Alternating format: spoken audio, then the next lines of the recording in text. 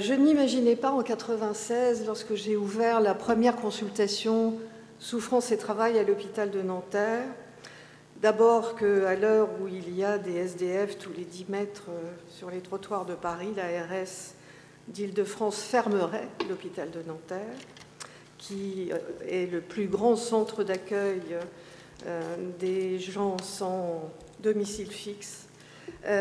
Et je n'imaginais pas non plus qu'en 2016, il y aurait 120 consultations souffrance et travail sur le territoire français. Pas plus que je n'imaginais que le ministère de la Santé et que le ministère du Travail refuseraient tous deux d'en tenir la liste sur leur propre site. C'est dire à quel point cet après-midi, nous nous affrontons à la fois à une prise de conscience qui, en 2016, nous envahit au point de nous donner la nausée chaque fois que nous parlons de souffrance au travail, même si on essaye de la pasteuriser sous d'autres intitulés comme qualité de vie au travail et même maintenant bonheur au travail. Il n'empêche que le constat est dramatique et que finalement les outils, les lois existent depuis beaucoup plus longtemps que ce qu'on vient de vous dire. En 2002, nos magistrats ont ouvert un boulevard extraordinaire dans ce pays sur le plan de la préservation de la santé physique et mentale au travail en faisant de la préservation de cette santé une obligation de résultat pour le chef d'entreprise ou le chef d'établissement. Ne pas faire qu'essayer de préserver cette santé, mais y arriver. C'est dire si le monde hospitalier a du retard. 2002, c'était déjà en retard sur la directive européenne de 1986.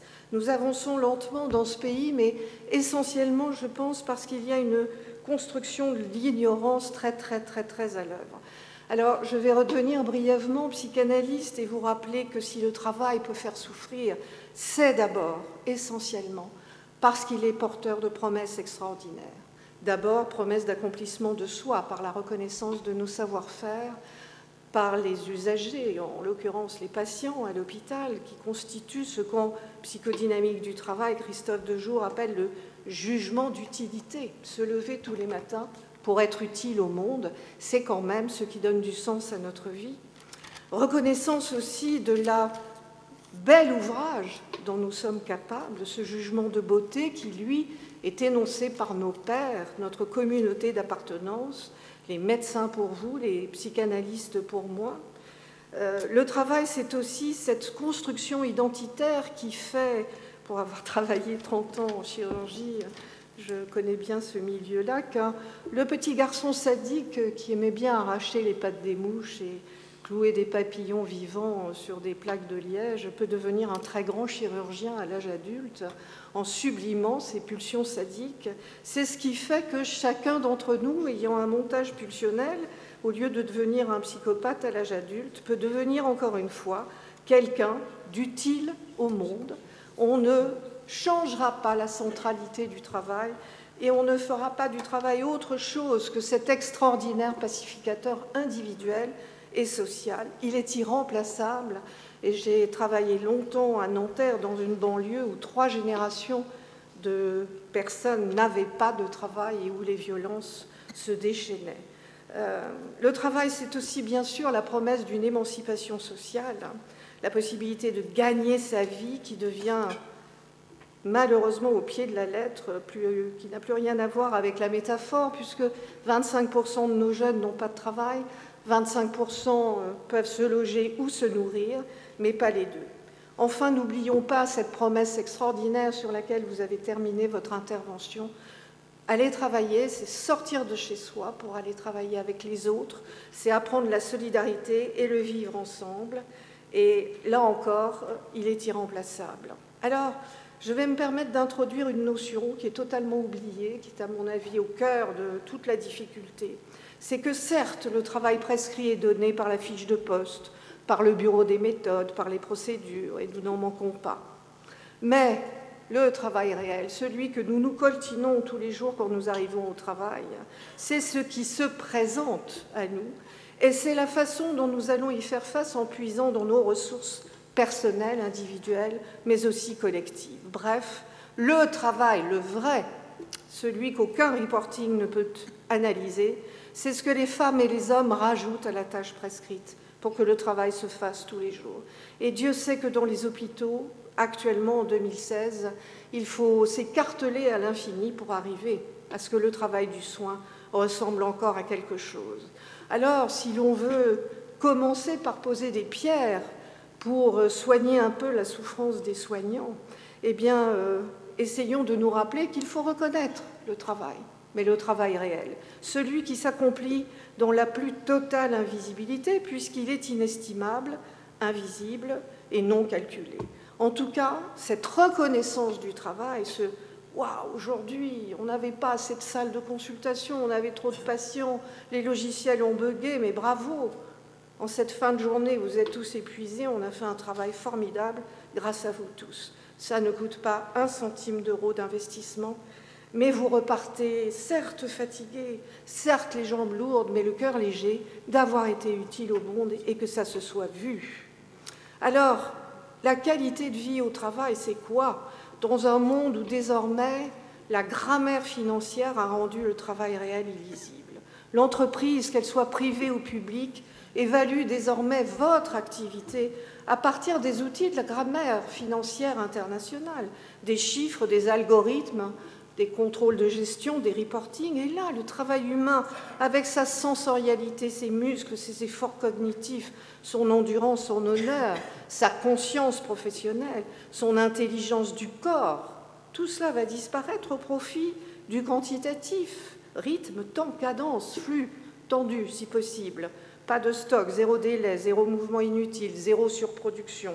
Le lean management est rentré à l'hôpital. Et vous le voyez, cette diapositive vous montre les caractéristiques des organisations du travail en France. Ce sont les vôtres, elles sont les mêmes partout. La charge de travail s'est accrue partout.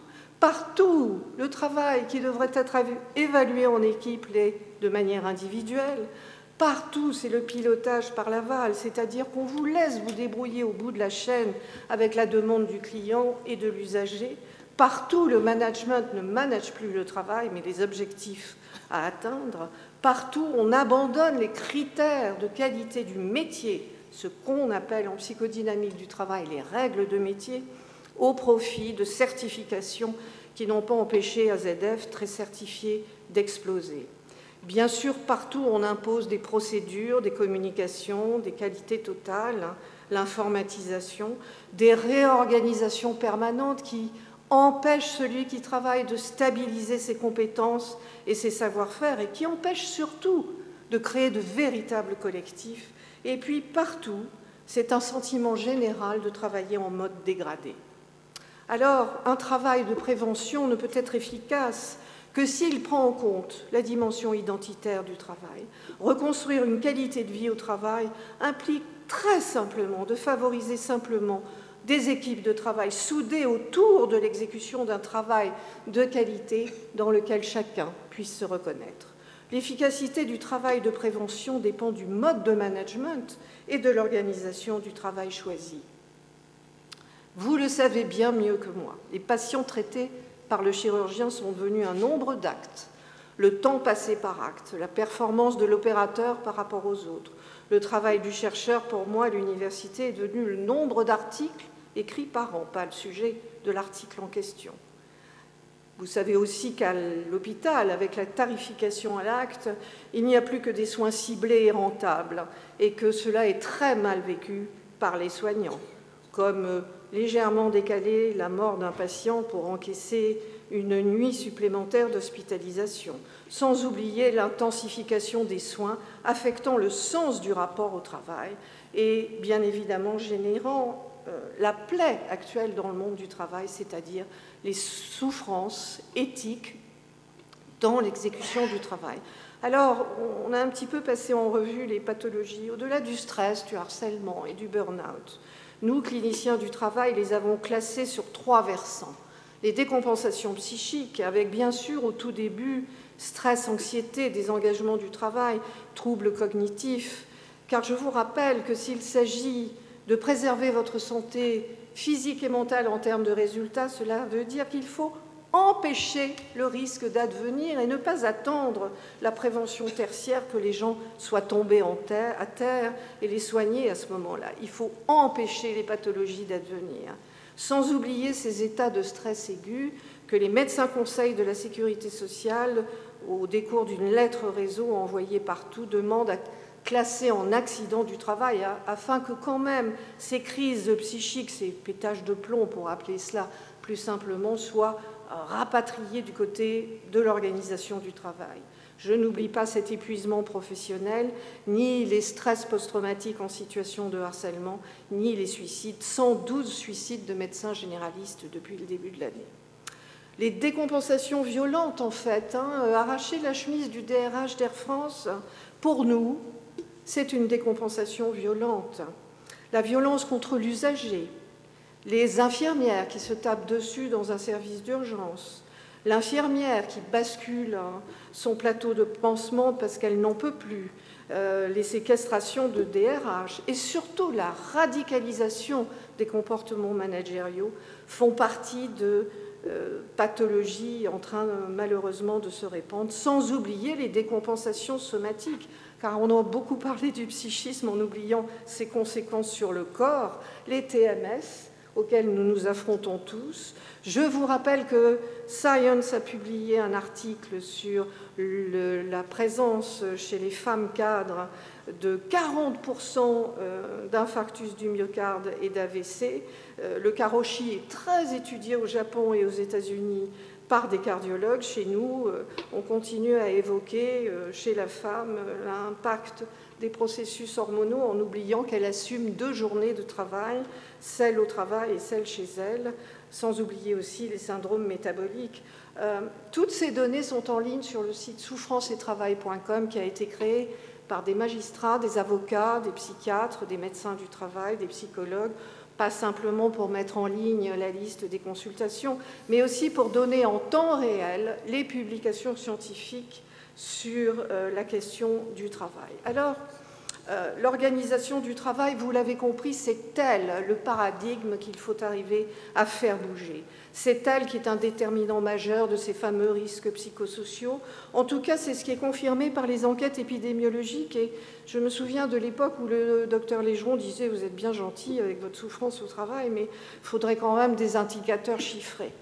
Oublions au passage que les gouvernements successifs ont payé des enquêtes épidémiologiques d'une telle ampleur qu'elles sont prédictives, toutes conditions égales par ailleurs, et je ne vais évoquer avec vous que l'enquête Sumer 2010, car je serais quand même tout à fait triste et navrée que les hôpitaux se sentent obligés de refaire des audits chiffrés et des enquêtes, alors que ces enquêtes existent au niveau des ministères et qu'elles vous donnent à la fois les pourcentages en termes de population atteinte, de type de pathologie, mais aussi de raisons pour cette éthiopathogénie. Cette enquête Sumer 2010, pour ce qui concerne la fonction publique, la pointe bien évidemment comme un facteur à risque, et vous voyez autour de 2 critères essentiels, la tension au travail et bien sûr le manque de reconnaissance que nous n'avons pas cessé de pointer. En tout cas, cela fait des fonctions publiques, les 3, un secteur qu'il faut surveiller de près. Bien évidemment, se souvenir que les salariés les plus exposés à ce qu'on appelle le job strain ou au manque de reconnaissance se déclarent en moins bonne santé que les autres et que du côté des symptômes dépressifs ou du côté des symptômes anxieux, vous voyez que la forte demande psychologique chez les femmes multiplie par 2 le risque de survenue de symptômes anxieux et de même qu'une tension excessive. Quant au manque de reconnaissance, la ligne du bas, vous voyez que là aussi, c'est une plainte tout à fait récurrente. Ah, bloqué. Non, ça y est. Tout aussi intéressant pour vous et je pense pour les directions. Ah, il y a un souci. Voilà. On va y arriver peut-être. Il faut que j'arrive à remonter. Bien. Voilà. L'absentéisme, cet absentéisme qui fait imaginer qu'on va donner des primes à des médecins pour qu'ils arrêtent un peu moins les salariés. je vous en supplie, ne le faites pas, nous aurions une telle envolée de suicides. Cet absentéisme, vous le voyez sur la ligne grise du milieu, est en lien direct avec la tension au travail, avec le manque d'estime, avec les faibles perspectives de promotion et avec le manque de reconnaissance. Donc là encore, le lien avec cette nécessité que nous avons d'être reconnus dans ce que nous faisons et dans ce que nous apportons au monde est tout à fait vital en termes de santé physique et mentale. Vous voyez aussi que l'accidentologie est marquée dans l'enquête Sumer par l'attention au travail et par le manque de reconnaissance, et qu'il n'y a absolument pas besoin de refaire des audits chiffrés pour comprendre ce qu'il faut faire bouger dans l'organisation du travail.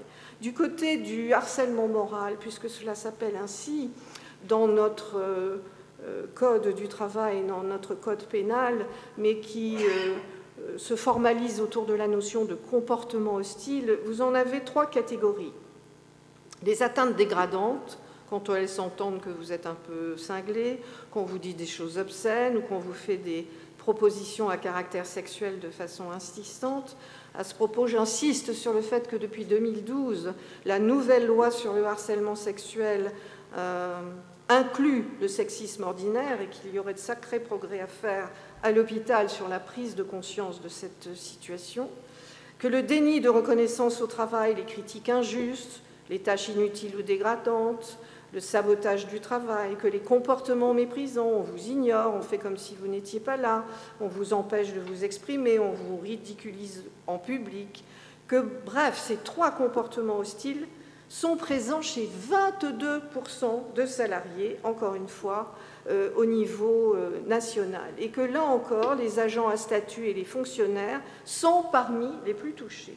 Et que contrairement à ce qu'on pourrait imaginer, ces comportements émanent principalement de l'intérieur des établissements et des entreprises, et non pas du patient, de l'usager ou des salariés avec lesquels on a affaire quand on travaille dans un hôpital. Donc le cœur du problème est bien au sein même de l'hôpital.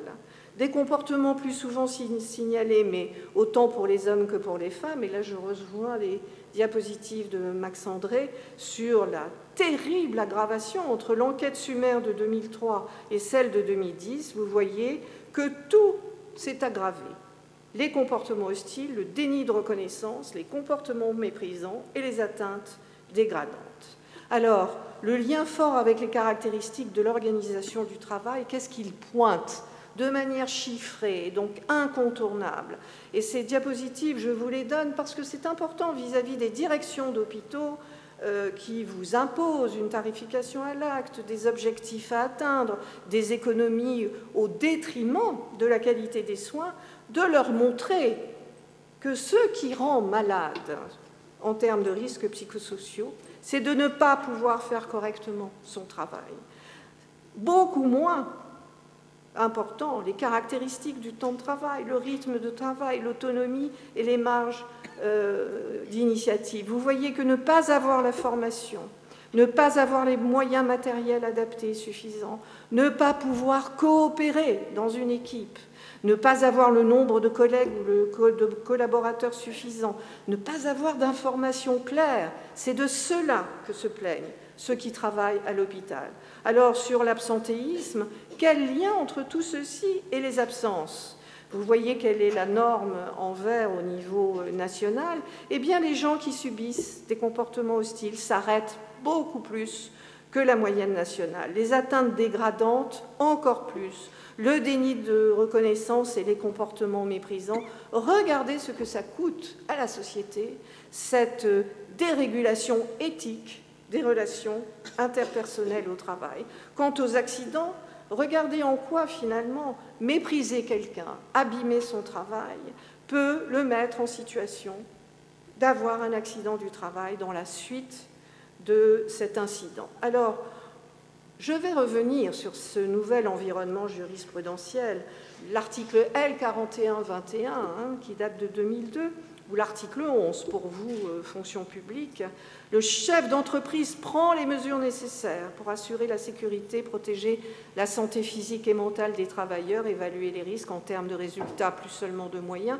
Vous voyez, c'est un article qui est rédigé au présent. Cela veut dire qu'en 2014, nous sommes très très en retard dans les hôpitaux. Il n'y a pas écrit « doit prendre » quand il aura le temps, quand il y pensera, quand il aura l'argent. Voilà. Déjà, là, maintenant, les hôpitaux sont en situation de faute inexcusable. Et vous voyez qu'il y a dans cette loi une phrase magnifique. Il faut adapter le travail à l'homme, ce qui rend, pour un magistrat, totalement illégal les stages de gestion du stress et d'adaptation à la violence. Donc attention, ne laissez pas ce type de stage s'instaurer. Je voudrais insister, parce que la logique du magistrat n'est pas votre logique de clinicien, n'est pas la mienne, mais en tant qu'expert judiciaire, c'est celle que je dois appliquer. Qu'est-ce qui constitue une faute inexcusable de nos jours? Eh bien, un chef d'entreprise ou un directeur d'établissement doit avoir conscience du danger. Il ne peut plus dire, à l'heure d'Internet, qu'il ne savait pas. Il doit avoir la connaissance au summum de la science en 2016 des risques encourus par ses agents et ses salariés. Et enfin, notamment sur la question des suicides au travail, où on dit toujours c'est subjectif, c'est plurifactoriel. Oh, il avait des soucis personnels. Oh, elle était en train de divorcer. Eh bien, lisez bien cette phrase avec ce vocabulaire toujours un peu redondant des magistrats. Il suffit que la faute commise soit une cause nécessaire du dommage et non une cause déterminante, ce qui veut dire que la faute liée au travail n'a pas à être présente à 100%. Si le travail y est pour 10% et que ce lien peut être démontré, le chef d'établissement sera condamné pour faute inexcusable. Cette logique juridique vous met en face, bien évidemment, de vos responsabilités. J'aime beaucoup l'article suivant, le L4122, qui celui-là dit que chaque salarié est responsable de sa santé au travail et de celle de ses collègues, dans ses actes comme dans ses omissions. Nous avons effectivement à conjurer l'indifférence qui frappe notre société. Merci.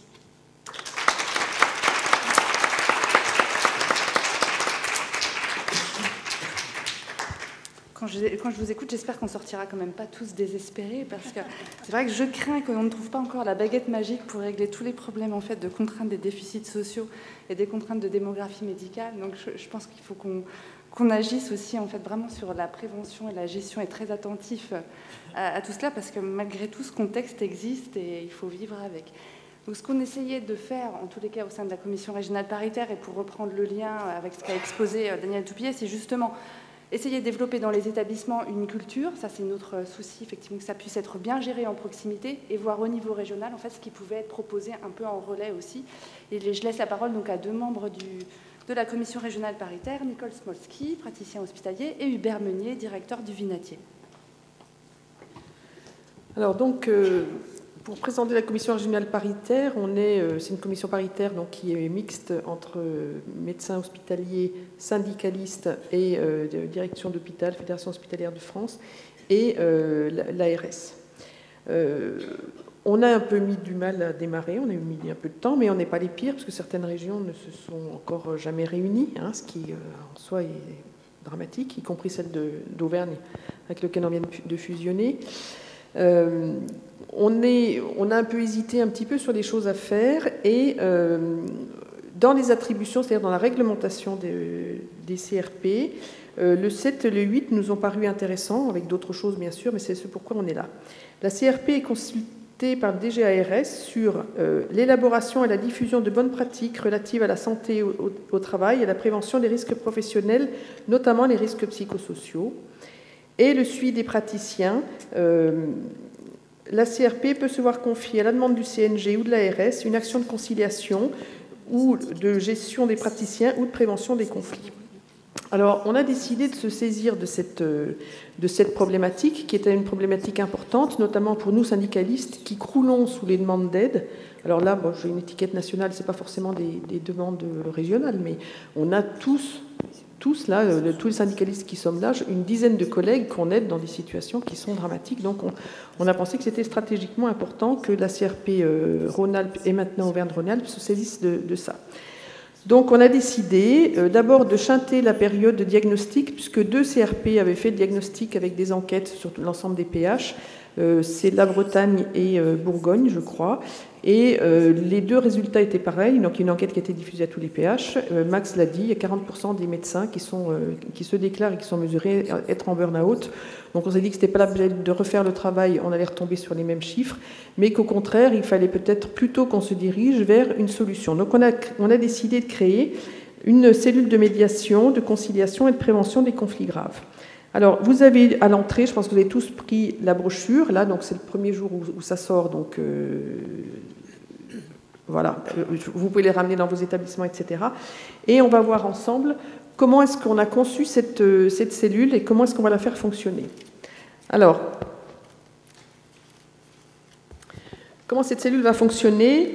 D'abord, on veut qu'elle puisse être saisie de manière rapide, de manière simple et de manière confidentielle. C'est-à-dire qu'on ne veut surtout pas créer une usine à gaz qui ne soit pas utile, on veut quelque chose d'opérationnel pour les collègues sur le terrain. Donc cette cellule n'est pour l'instant pas constituée de manière formelle, mais sera constituée au cas par cas. L'objectif, là tous les mots sont importants, c'est prévenir, désamorcer ou traiter les conflits, donc on est à 3 niveaux, de manière régionale, donc maintenant Auvergne et Rhône-Alpes, pour éviter la dégradation ou l'extension du conflit et pour éviter ou compléter un recours national. Et ça doit s'inscrire en complément et pas en concurrence des actions de médiation locale. Donc ça, c'est quelque chose de très important. Il faut que cette cellule soit saisie quand les médiations locales ont échoué. Les médiations ordinales, là on est dans le cadre du Conseil de l'ordre, il peut y avoir souvent des demandes qui peuvent être complémentaires d'ailleurs de recours à l'ordre. Donc ça sera du complément, ça ne sera pas à la place. Ou contentieux, il y a un certain nombre de collègues qui sont en contentieux juridique, soit contre d'autres personnes pour harcèlement, soit contre leur établissement. Donc ça sera toujours du complément et pas à la place d'eux. Qui va pouvoir saisir cette cellule? D'abord, nous-mêmes, on va pouvoir l'autosaisir, puisque maintenant, on va pouvoir confier les conflits dont on est le réceptacle, si je peux dire. Ensuite, un établissement qui n'arrive pas à se sortir d'un conflit par les voies habituelles peut demander à l'ARS la saisine de cette cellule. L'ARS peut aussi également s'en saisir. L'ARS, il y a plusieurs voies de connaissance de ces conflits. Et puis le CNG pourra aussi, de manière descendante, nous demander de s'en occuper. Comme la CRP dépend du DG de l'ARS, donc le directeur général de l'ARS, ça sera bien entendu toujours managé, piloté par l'ARS et son directeur général, enfin sa directrice générale plutôt, qui décidera de lancer cette cellule sur le conflit.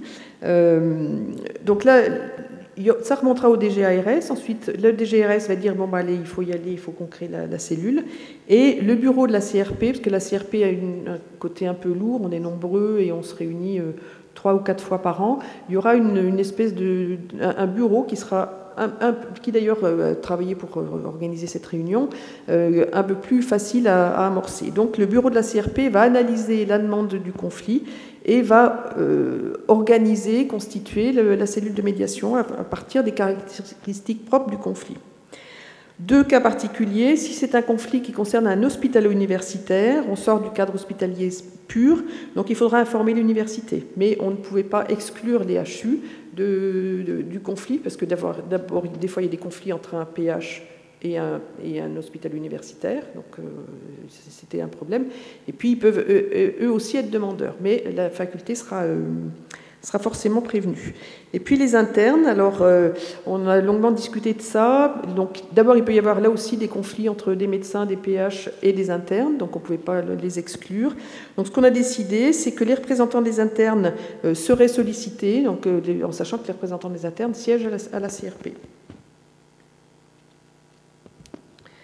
Qui va siéger dans cette cellule? Donc je vous ai dit quelque chose d'assez souple. Donc composition variable selon le type de conflit. De toute manière, qui sera validé par le bureau de la CRP. Donc, il pourra y avoir préférentiellement des membres de la CRP. Pourquoi? Parce que c'est des syndicalistes qui sont rompus à ce genre d'exercice, même si c'est fatigant, titulaires ou suppléants. Mais on se réserve le droit de faire appel à des personnalités extérieures selon les cas. En sachant qu'on ne prendra pas des personnes ni de la CRP ni des personnes extérieures qui soient partie prenante du conflit, bien sûr. Donc la lettre de mission sera envoyée par l'ARS aux membres de la cellule et à la gouvernance locale, hein, qui doit être prévenue, parce qu'on a vu que c'était toujours en complément de ce qui se passait dans la gouvernance locale. Comment est-ce qu'on va mener cette conciliation? Dans toutes les informations, toutes les pièces nécessaires, et je peux vous dire quand il y a des conflits lourds, qu'il y en a souvent beaucoup, vont être transmises au bureau de la CRP, puis à cette cellule. Il va y avoir, selon les cas, visite ou pas sur site. Moi, je pense que c'est mieux de faire des visites sur site, mais enfin, on va voir. On va auditionner tous les protagonistes, mais vous voyez qu'il n'y a pas de schéma de fonctionnement type. Hein, on va essayer toujours de s'adapter au type de conflit. Le rapport sera présenté, donc la cellule ne sera absolument pas décisionnaire, hein, bien sûr. Le rapport sera présenté au bureau de la CRP et sera transmis aux protagonistes et aux institutionnels. Et la CRP va devoir analyser a posteriori tous les cas qui auront été traités par cette cellule. Enfin, par ces cellules, puisqu'il y aura des cellules différentes. Voilà. Et il y aura une évaluation annuelle selon le nombre de saisines, selon comment les différentes cellules ont fonctionné, quels résultats, les délais de mise en œuvre, les types de litiges. Voilà, donc une organisation souple, adaptée, confidentielle et on espère opérationnelle. Et surtout, ce que je vous souhaite, c'est de ne pas avoir besoin de nous. Voilà, je vous remercie.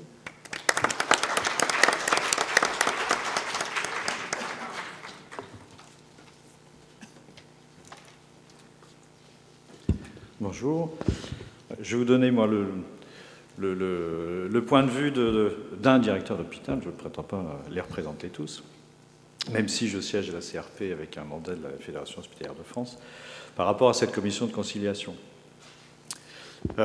C'est bien connu, les cordonniers sont les plus mal chaussés, et pour les médecins, à l'hôpital, c'est malheureusement bien vrai en matière de qualité de vie au travail. Pour les personnels non médicaux, on est quand même bien plus avancé. Madame Toupillier faisait allusion tout à l'heure. Combien d'établissements ont un projet social pour les personnels médicaux au sein de leur projet d'établissement? Ça doit se compter sur les doigts d'une main. Je plaide moi-même coupable pour l'établissement, mais on va le réparer. En matière de CHSCT, le CHSCT, c'est une instance... même s'il y a un ou deux représentants de la CME, c'est une instance où on ne parle que des conditions de travail du personnel non médical. C'est bien dommage. Il suffit de regarder également les bilans sociaux, voir la taille du bilan social du personnel non médical et la taille du bilan social du personnel médical, pour se rendre compte que là aussi, et ce n'est pas relatif à la proportion au nombre de personnel, c'est bien parce qu'on se pose beaucoup plus de questions pour les uns que pour les autres, parce qu'on doit considérer que plus on est socialement élevé, moins on a de problèmes. Voilà. D'ailleurs, je me disais, mais je n'ai même pas conscience qu'il y ait un bilan social des directeurs d'hôpitaux, mais ça doit exister. Et puis en matière d'accompagnement aussi. Dans mon établissement, et là on n'est pas pilote, mais depuis de longues années, on a mis en place une cellule, alors on l'a appelée, on la change de nom d'ailleurs, on l'a appelée cellule locale de reclassement, on va l'appeler dès lundi cellule d'accompagnement ou commission d'accompagnement professionnel. On a mis ça en place pour se saisir de manière collégiale de situations qui ne sont pas disciplinaires, qui ne sont pas liées aux compétences, qui ne sont pas liées aux situations de santé, mais qui sont un peu de tout ça. Et avec l'idée de dire, voilà, il faut essayer de retrouver une place et d'essayer de sortir par le haut et de donner une sortie par le haut à ces agents qui sont en difficulté. Et de le faire autrement que par les voies soit du contentieux médical, soit par les voies disciplinaires. Et bien pour les médecins, ça n'existe pas non plus. Or, les problèmes rencontrés par les médecins à l'hôpital sont nombreux. Que ce soit des problèmes personnels, comme tout un chacun, que ce soit des problèmes avec leurs équipes, que ce soit des problèmes entre pairs, que ce soit des problèmes avec leurs responsables médicaux, que ce soit des problèmes entre responsables médicaux, et quelquefois que ce soit des problèmes avec les directions, mais quoi qu'on en dise, c'est assez rare finalement. Ces problèmes rencontrés par les personnels médicaux sont nombreux, ils sont souvent tus. Et donc, Daniel le disait, souvent, on arrive à une forme de chronicisation avec des conséquences qui sont lourdes pour les personnes. Ce n'est pas la peine de rappeler les drames qui peuvent survenir. Pour les services, pour les équipes, parce que tout le monde souffre aussi. Et puis, pour l'hôpital et pour les patients. Tout le monde a en mémoire l'affaire de Poitiers, enfin voilà, quoi, il y a des conséquences. Et un directeur passe une partie importante de son temps quotidien sur ces questions médicales, sur ces questions de problèmes médicaux. Voilà, pour vous faire rire, j'avais été amené comme ça à prendre 2-3 heures avec un médecin à l'hôpital il y a quelques années pour essayer de faire le point avec elle, de ses difficultés, etc. Et à la fin, elle me disait, monsieur le directeur, vous êtes un peu le psychiatre des psychiatres. Donc je me disais, mais non, je n'ai certainement ni la prétention ni la compétence, mais de fait, au quotidien, on a parfois l'impression d'être un peu dans un rôle, dans ce type de rôle vis-à-vis des personnes et dans les relations entre ces personnes. Voilà, donc il y a des besoins, c'est évident, et actuellement, ces besoins, ils ne sont pas traités localement, hormis la bonne volonté de quelques-uns, directeurs, présidents de CME, etc. Alors, ce qu'on attend, moi, ce que j'attends, mais je pense que nous attendons, nous, d'une cellule de médiation, c'est précisément qu'on ait un peu cet outil, cette assistance aussi, pour essayer de concilier, d'apaiser, de trouver des solutions autrement que par des voies contentieuses, parce que bien souvent, quand on est arrivé à ces situations de contentieux, alors il y aura une réponse qui sera une réponse juridique qui donnera tort ou raison, mais de toute façon, bien souvent, il y aura une rupture avec. Il y aura une rupture dans le fonctionnement, et voilà. Donc quelque part, quand on en est au contentieux, c'est qu'on a raté quelque chose, puisque c'est un peu l'extrême, voilà, c'est la solution ultime. On sait qu'on ne pourra pas de toute façon repartir sur un fonctionnement normal. On aura juste une satisfaction ou une frustration de plus sur le plan juridique. Donc voilà ce qu'on attend tout simplement de cette cellule, c'est qu'elle permette justement d'aider à prévenir et à éviter qu'on aille dans des solutions contentieuses. À l'inverse, ce à quoi, en tant que chef d'établissement, on sera vigilant, c'est à ce que la commission n'interfère pas ou ne soit pas un obstacle au fonctionnement normal de l'hôpital et au fonctionnement de son management, que ce soit administratif ou médical. Parce que le management et de l'établissement, il est nécessaire à sa bonne marche. Donc il y a un curseur à bien situer sur le fonctionnement de cette commission. Elle devra être elle-même vigilante. C'est pour ça que lorsqu'on a travaillé à l'élaboration du règlement intérieur, on a bien dit, lorsqu'il y a une demande, il y a une analyse de la demande pour éviter que soit la commission fasse de l'entrisme, soit que la commission se fasse instrumentaliser et qu'elle reste bien dans son objet qui est, comme l'a dit Nicole, en complément et pas en concurrence ou en substitution des autres procédures, parce que tout n'est pas que non plus souffrance au travail, il y a aussi de vraies situations, soit médicales, soit disciplinaires, et qu'il faut traiter comme telles. Donc voilà, c'est voilà l'esprit, très simplement, nous, qui nous a guidés pour entrer dans cette expérimentation, voilà, avec ce qu'on attend, et en même temps ce qu'on ne souhaite pas, parce que ça serait passé à côté de l'objectif. Donc, il n'y a plus qu'à et expérimenter avec, voilà, en même temps de l'espoir, de la vigilance, et puis avec aussi une conscience de la difficulté, parce que c'est pas une injonction paradoxale, mais ça y ressemble quand même un petit peu. On aspire tous, on nous demande d'être dans un management bienveillant, mais quand même, alors je ne veux pas finir par une note pessimiste, mais le constat est quand même que notre environnement, lui, est quand même de plus en plus maltraitant, et donc ceci explique certainement en partie cela, mais ça montre aussi la difficulté de l'exercice. Voilà, je vous remercie.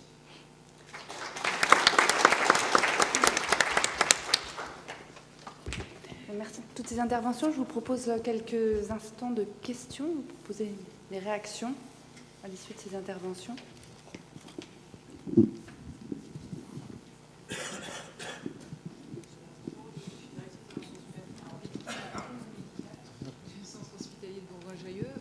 En fait, pardon, c'est plus un, je sais pas, presque un appel à candidature d'ailleurs, mais un témoignage. Notre première difficulté, c'est que je suis dans un établissement qui n'a pas de médecin du travail depuis plus d'1 an. Ce qui fait que du coup, avant d'en arriver aux échelons nationaux et régionaux qui sont fort intéressants, on a déjà une énorme difficulté au niveau local. Alors je vous passe tous les détails sur la gestion courante de dossiers, mais sur comment initier une démarche de prévention et sans médecin du travail, j'avoue qu'on se sent légèrement démuni sur le sujet. Je sais qu'il y a des assouplissements qui sont prévus pour les services de santé au travail avec des possibilités éventuellement sous, alors les termes sont peut-être faux, mais sous la responsabilité d'un médecin spécialiste de service de santé au travail, pardon, d'avoir des médecins qui pourraient être d'autres spécialités, moyennant formation, encadrant, etc. Alors, est-ce que les GHT peuvent être une opportunité en lien avec les CHU qui, eux, ont déjà des difficultés à leur niveau, mais en tout cas un service de santé au travail un peu plus structuré. Voilà, c'est juste une remarque de ce niveau-là, mais qui est vraiment compliquée.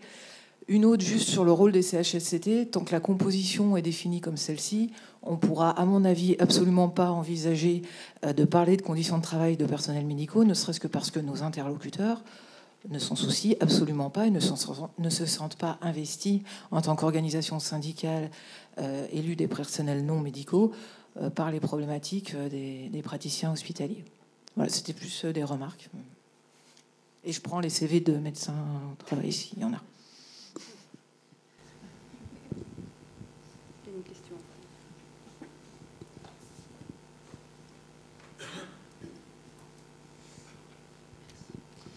Michel Pacot-Troncin, je suis praticien au Centre de prévention du suicide et psymobile du Vinatier. J'ai beaucoup apprécié toutes les interventions et en particulier celle de Madame Peset, dont j'adore les livres aussi.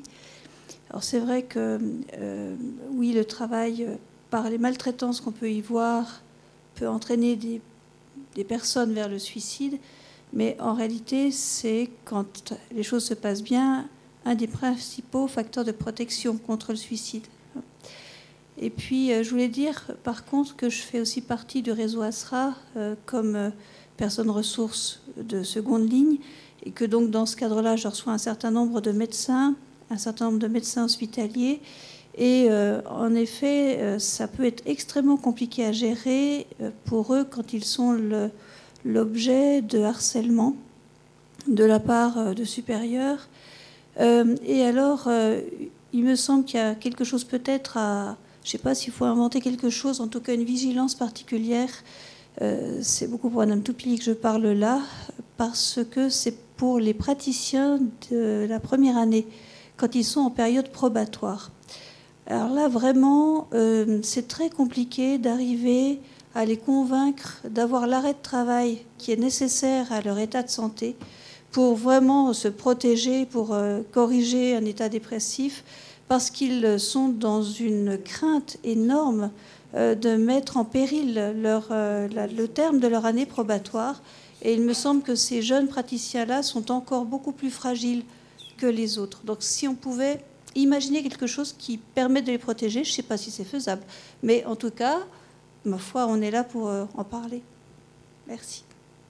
Sur les médecins du travail, je vous rappelle que désormais ce sont des services de santé au travail pluridisciplinaires, que quand vous n'en trouvez pas en interne, vous pouvez vous affilier à un service inter-entreprise. Il n'y a pas non plus. Vous êtes trop gros. Et pour rebondir sur ce que vous avez dit à propos des médecins du travail, c'est une vraie spécialité. Moi, j'ai longtemps aussi pensé que c'était des sous-médecins et qu'on faisait ça.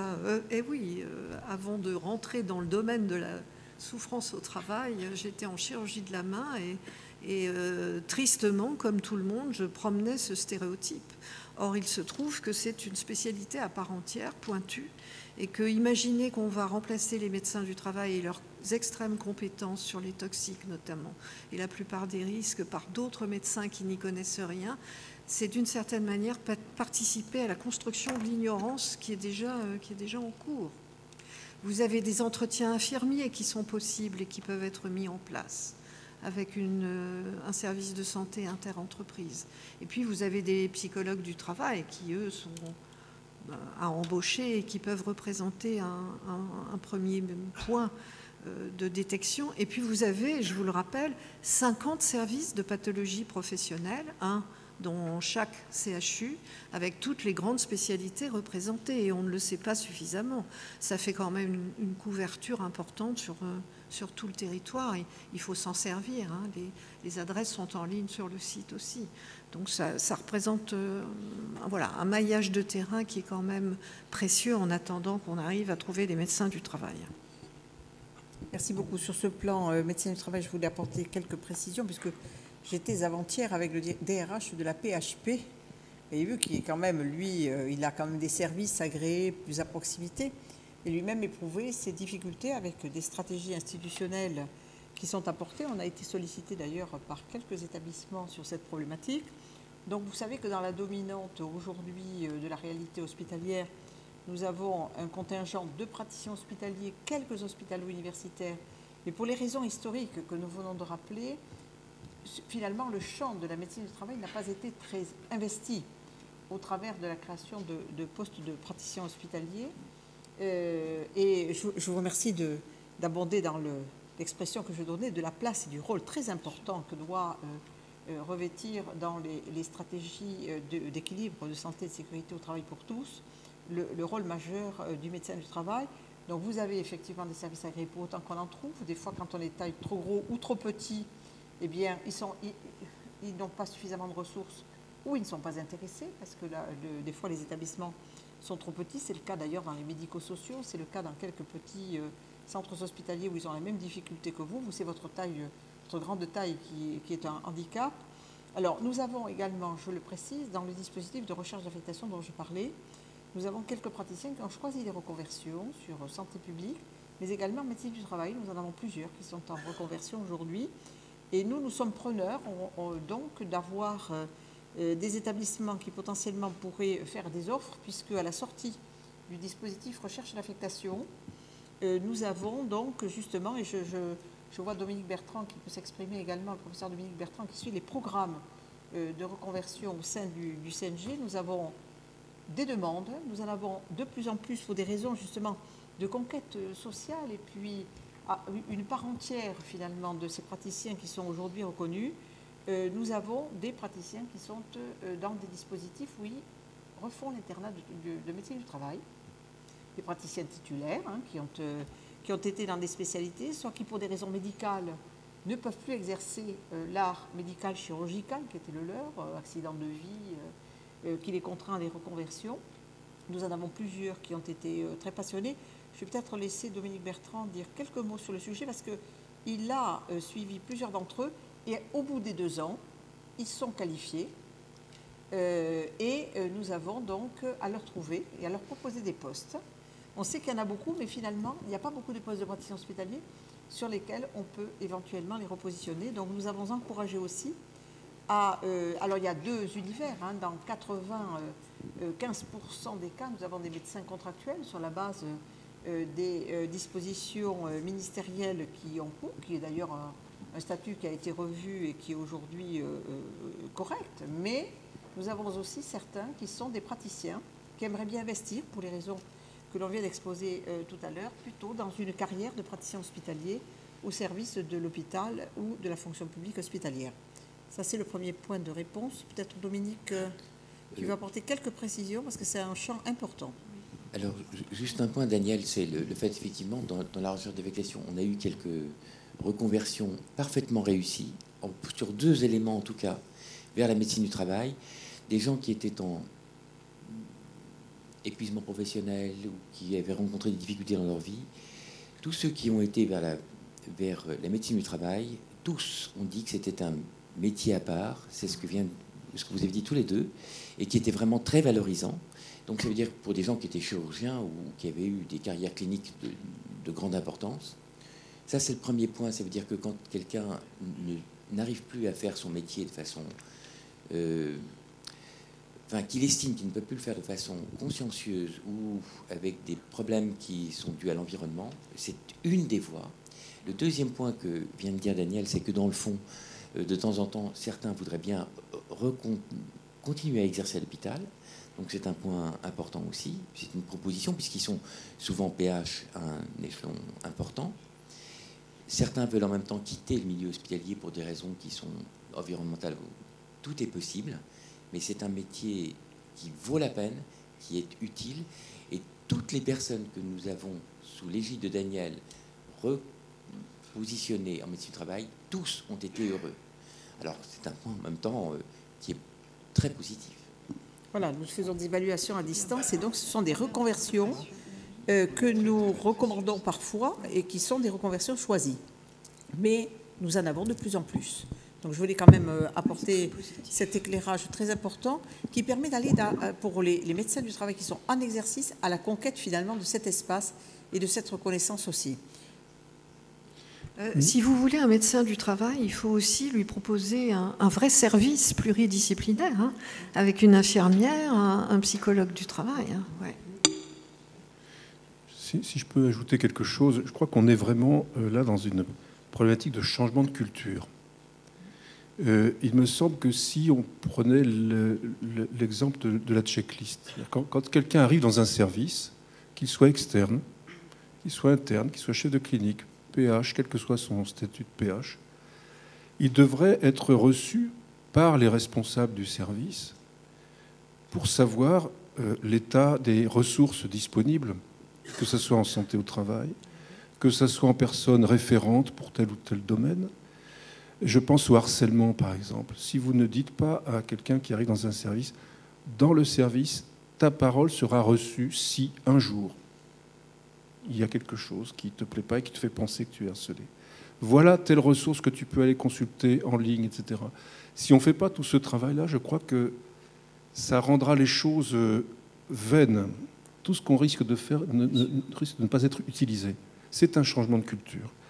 Je crois que c'est ça qui me paraît extrêmement important, parce que ça oblige l'institution à se pencher sur elle-même, son fonctionnement, et à faire son propre état des lieux. Par exemple, on n'a pas de médecin du travail. Comment on fait ? Et ça, si on arrive à se pencher là-dessus et à exposer ça, eh bien, c'est très bien. Moi, personnellement, je reçois tous les internes, tous les externes qui passent dans le secteur dont je ne suis pas d'ailleurs responsable. Et la première chose que je leur dis, c'est pas de cri dans le bloc. Si jamais vous avez un souci, vous frappez à la porte, elle sera toujours ouverte. Votre parole sera toujours reçue. Il n'y aura pas de jugement. Ce sont des choses extrêmement importantes à dire. Ce sont des mots, mais qui ont un poids, je crois, extrêmement important. Voilà, c'est donc ce changement culturel que j'appelle. Je vous remercie beaucoup. Pardon, sur la question de la composition du CHSCT, vous faisiez une observation très juste. Alors, il faut savoir que tout ça est historique, que nous avons 2 représentants de la communauté médicale désignés par la CME, donc au sein du CHSCT, avec une représentation différente de la part des personnels non médicaux. Tout ceci peut paraître disproportionné et un investissement qui n'a pas été à l'équivalent des représentations traditionnelles qui sont plutôt issues du système électoral.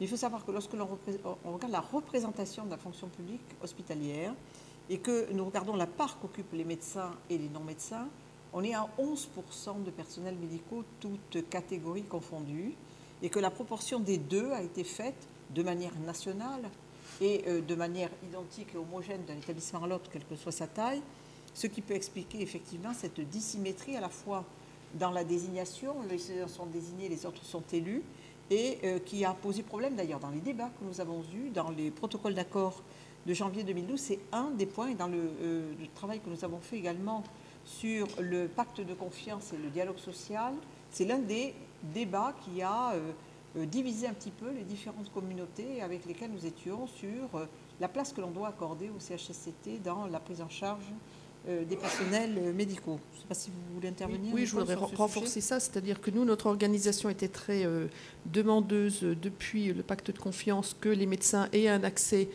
syndical au CHSCT.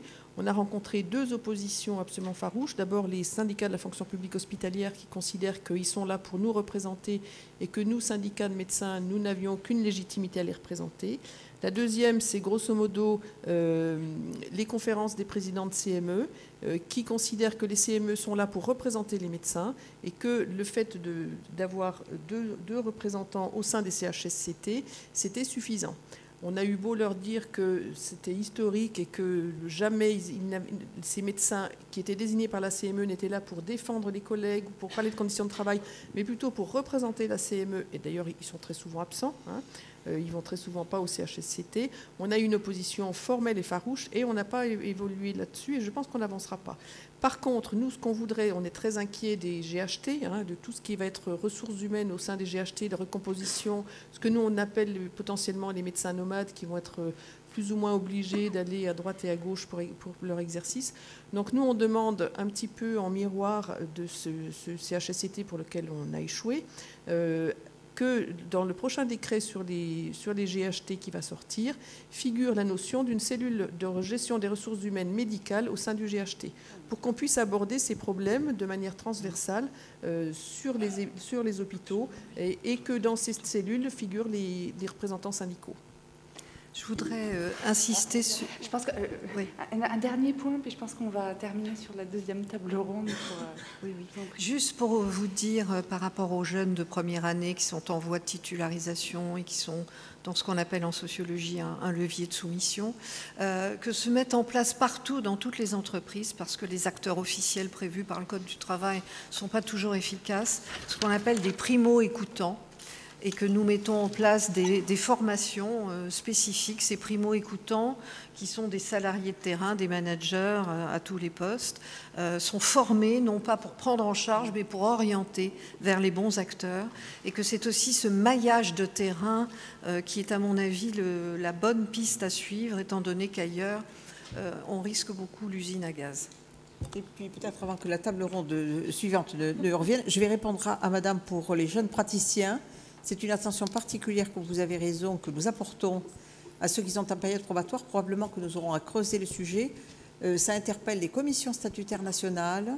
Nous avons des sujets de litige avec des sursis à statuer, avec des prolongations d'activités, d'années probatoires pour un certain nombre, dans des situations qui sont parfois aussi des situations locales difficiles. Et nous avons parfois des titularisations, bien que les avis locaux soient défavorables, ce qui ne rend pas toujours ni le CNG ni les commissions statutaires nationales populaires, mais nous estimons que nous devons être dans un principe d'équité après avoir enquêté sur la réalité des situations locales. Mais nous avons déjà une attention, mais j'ai pris note de votre observation qui est très juste et nous allons creuser cette situation.